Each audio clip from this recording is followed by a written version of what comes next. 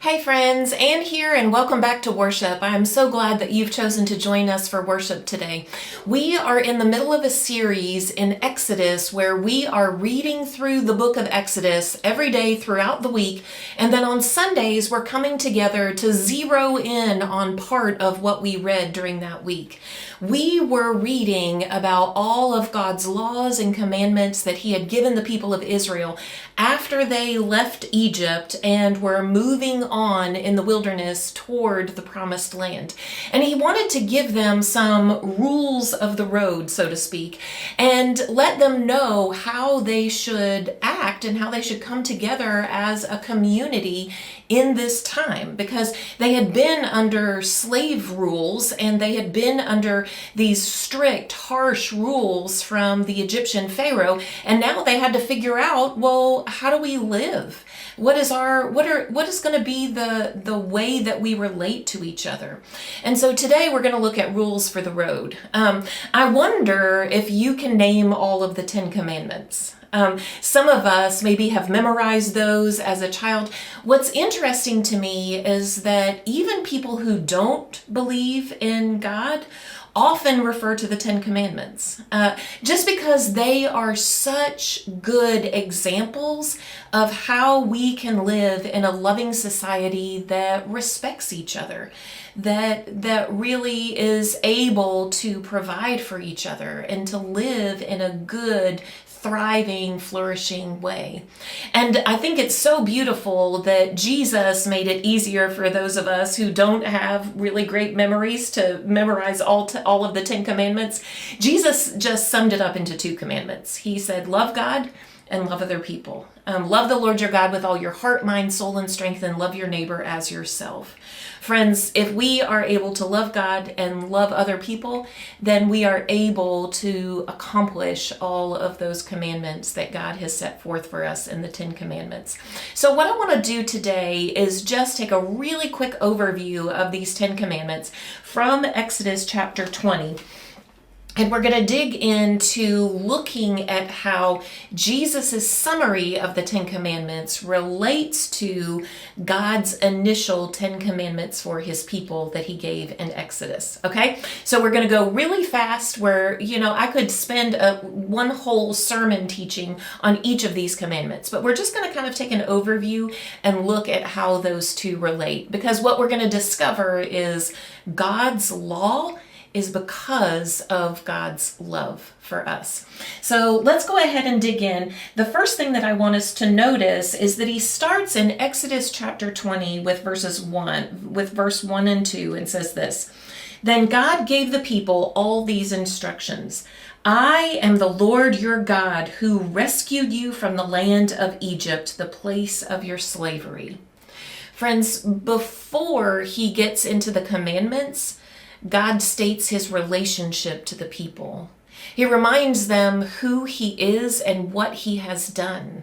He's not just giving them a bunch of rules to live by out of a distance from them relationally. He is saying, hey, I am the Lord your God, not just some God out there, but I am the one who is your God, who has led you out of slavery. Remember who I am and remember our relationship. All of these rules are grounded and founded in a good, solid relationship that God has with His people, the love that God has for His people.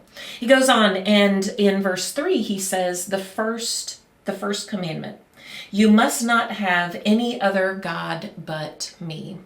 So in this day and age, there were multiple gods that people believed in. Remember, when we were talking about the plagues, we were talking about all of the Egyptian gods that God was coming up against to prove the falseness of their gods and to prove the might of His own power and His own strength, to say He is the only God.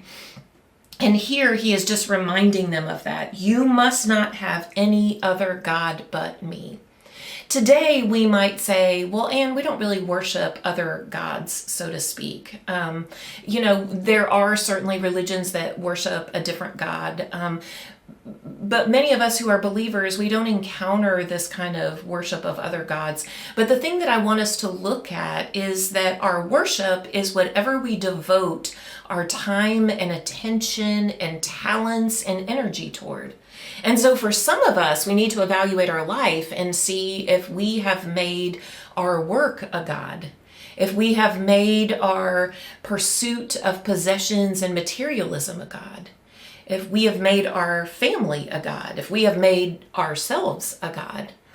Friends, this is still a very important commandment. And the most loving thing that God can do for us is to require us to love him as our only God. So that is commandment number 1. You must not have any other God but me. The second one is this: you must not make for yourself an idol of any kind or an image of anything in the heavens or on the earth or in the sea. You must not bow down to them or worship them, for I, the Lord your God, am a jealous God who will not tolerate your affection for any other gods. I lay the sins of the parents upon their children. The entire family is affected, even children in the 3rd and 4th generations of those who reject me. But I lavish unfailing love for 1,000 generations on those who love me and obey my commands. So friends, the second commandment is you must not make for yourself an idol. What is an idol? An idol is something that we worship. An idol is something that we devote ourselves to. And notice that God calls himself a jealous God. He will not be shared. So when we have a good and true relationship with God, he is saying, this is your only thing that you worship. You can't say, well, I'm going to worship my job a little bit and I'm going to worship my God. Or I'm going to worship this other kind of religion or this ceremony or this symbolism or this superstition and then also worship my God. God says, no, there's one, and I am the only one to be worshiped. And notice that there is this idea of kind of a generational legacy.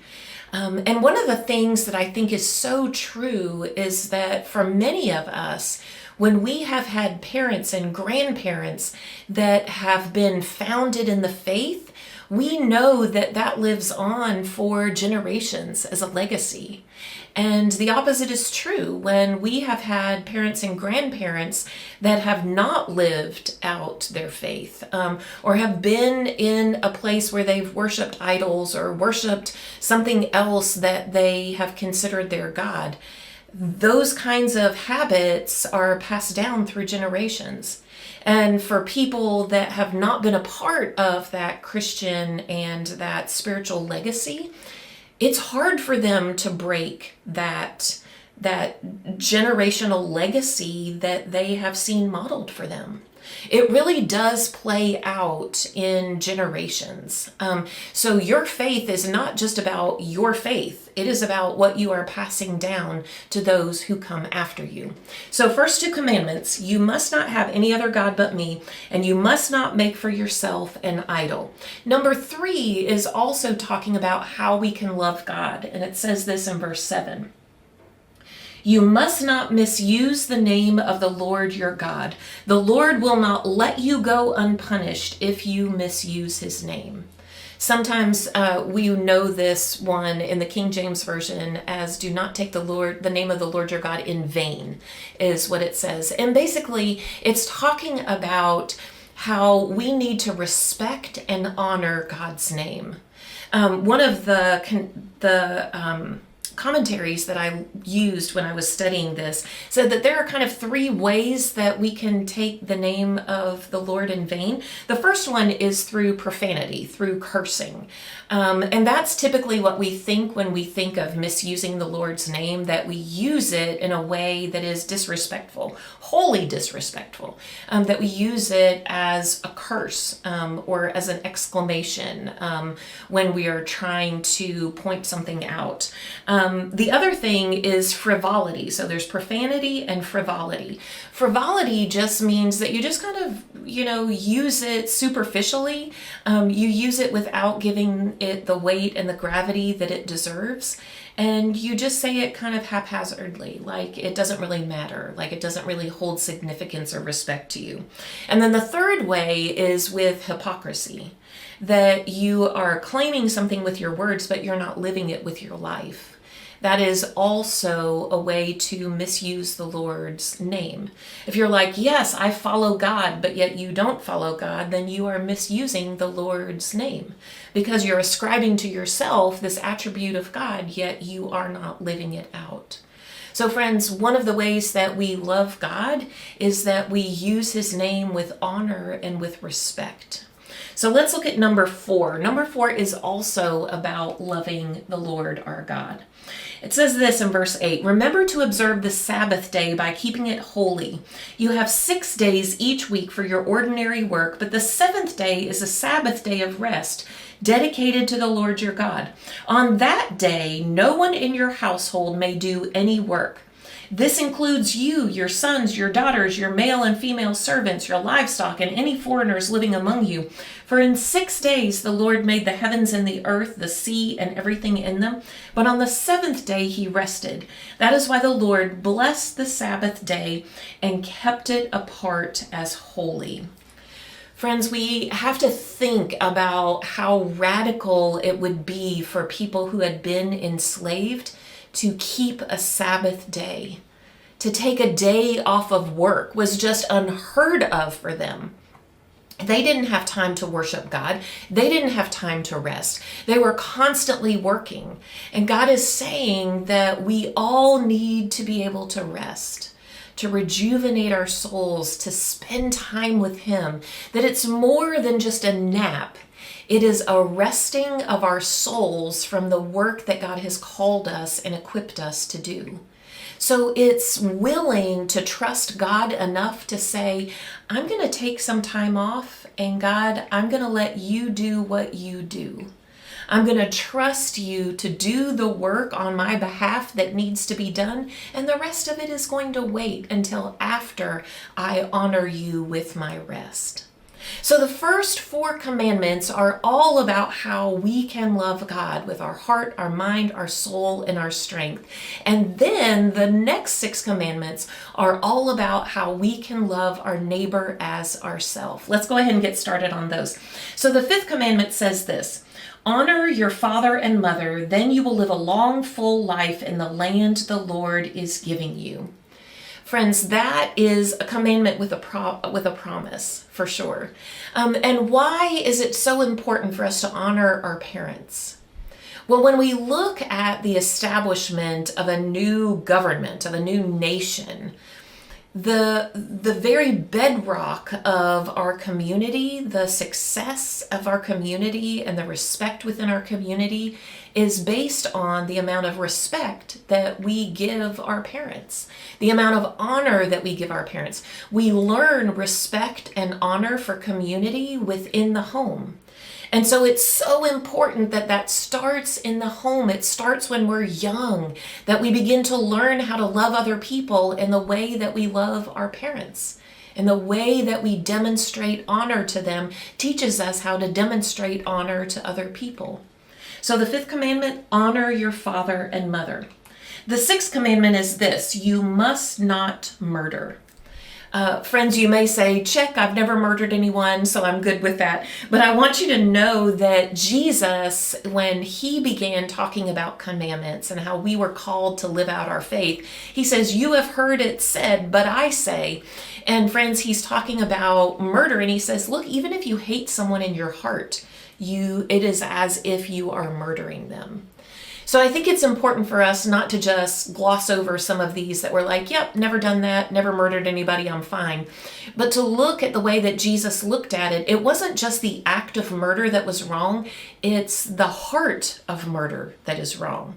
It's the heart of hate that is the seed that leads us to the action of murder. And so this commandment is so important because it gets to the heart and the motivation of what leads us to those wrongful actions. So in Jesus's commandment, in his expounding of this commandment, he says, don't even hate people in your heart, because that's going to lead you away from love and to do things that God has called you not to do. So commandment 6, you must not murder. Commandment 7, you must not commit adultery.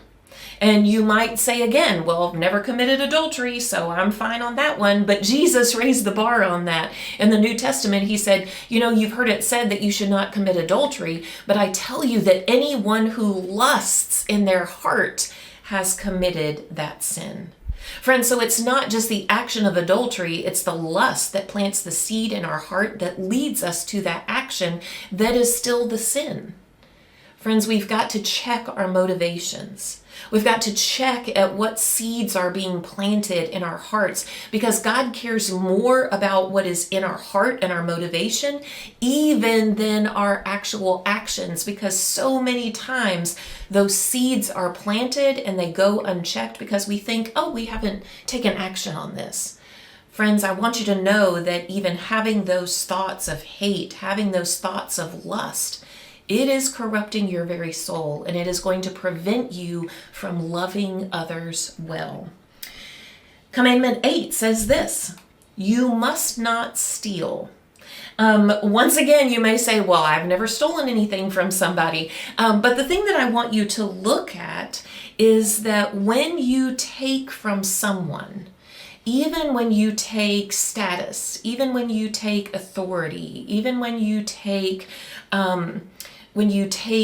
something physical in nature, or when you take someone's credit for something that belonged to them and you take it for yourself. Friends, all of that is stealing from someone. And when you steal, you actually not just take what is theirs, but you take what God has given them. Because we as believers think that we believe that God owns it all, and he is a good lender and a generous lender, and he gives those things to us to use for his glory and for his purposes. But if I steal from someone else, whether it is something physical or whether it is status or a relationship or whatever it is, I have actually stolen something that is God's, that he gave to them, that he did not give to me. So the offense actually is against God himself along with the other person. So let's move on to number 9. Number 9 says this. You must not testify falsely against your neighbor. Friends, there are a couple of ways that we can testify falsely.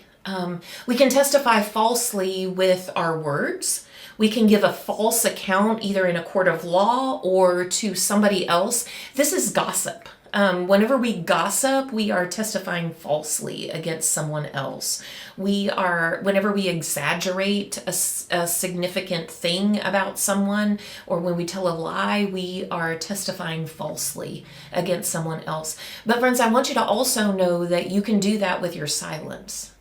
Have you ever been around a group of people and they're talking about someone in a way that you know is not quite right, is not quite true, but you're like, I'm not going to say it so I don't break this commandment and testify falsely. So I'm just going to stand there and be quiet.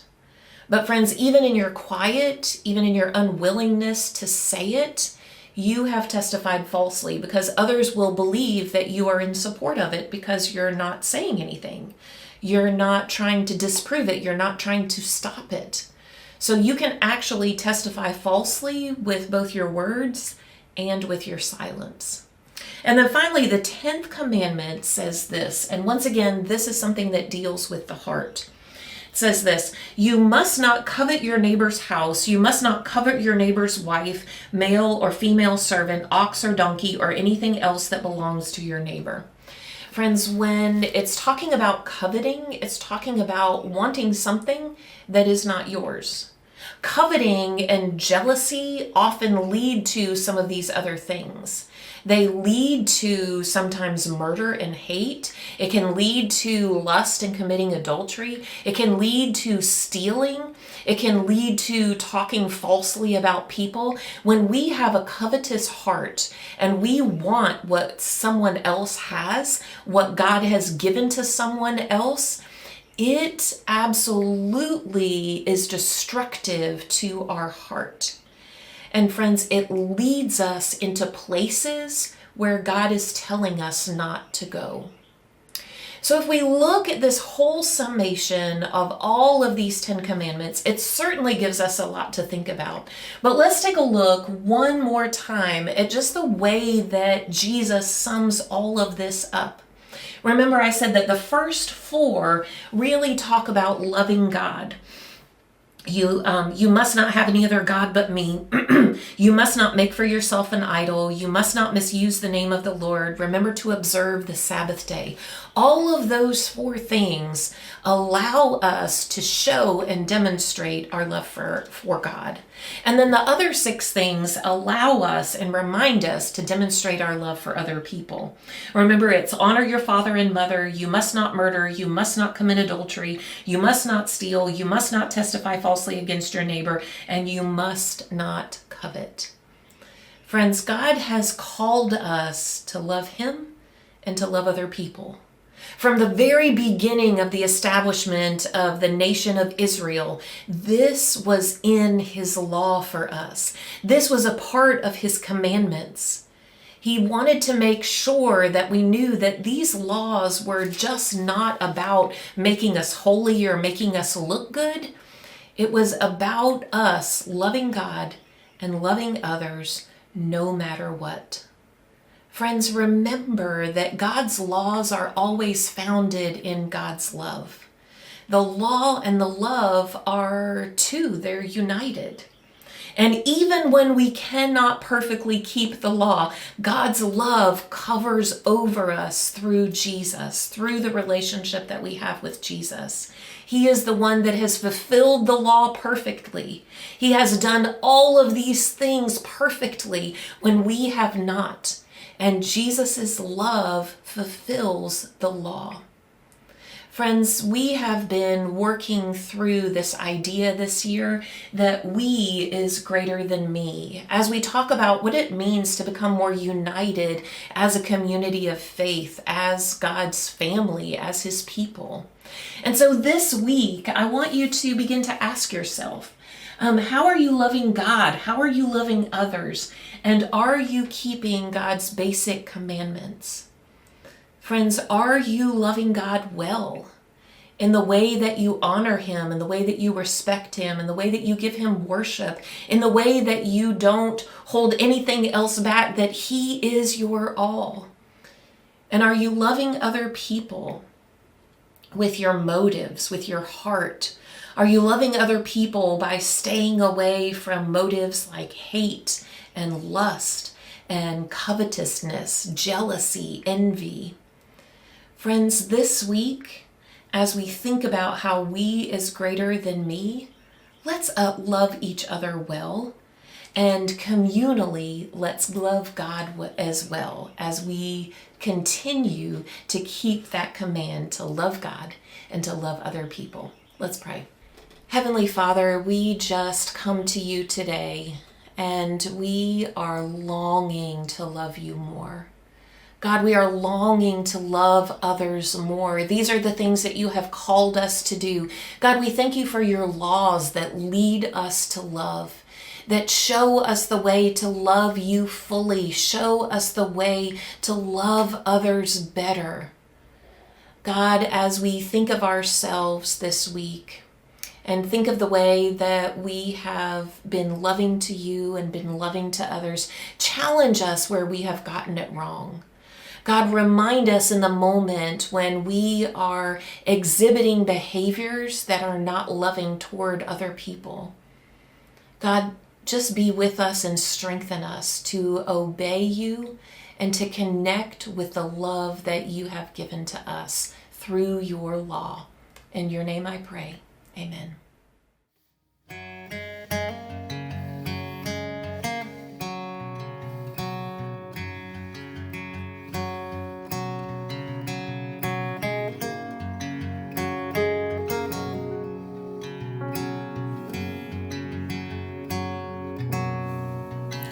Here is love, vast as the ocean, loving kindness This as the flood, when the Prince of Life our ransom shed for us His precious blood.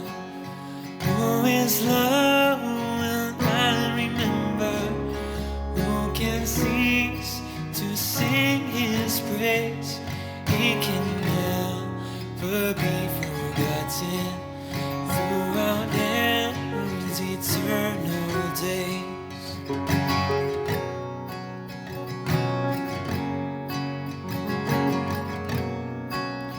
On the mount of crucifixion, fountains open deep and wide.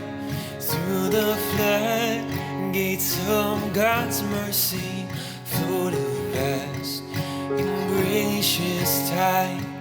Grace and love like mighty rivers poured incessant from above. Heaven's peace and perfect justice kissed a guilty world in love.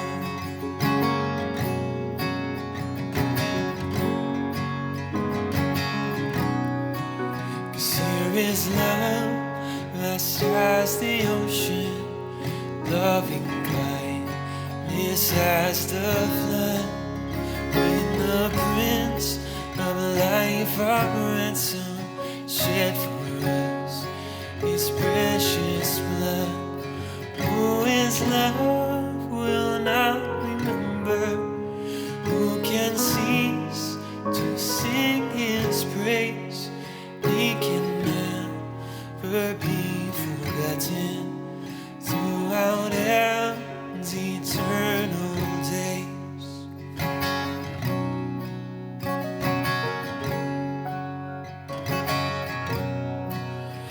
Here is love, vast as the ocean.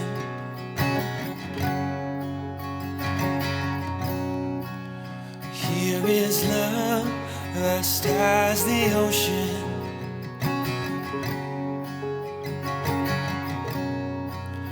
Here is love, vast as the ocean.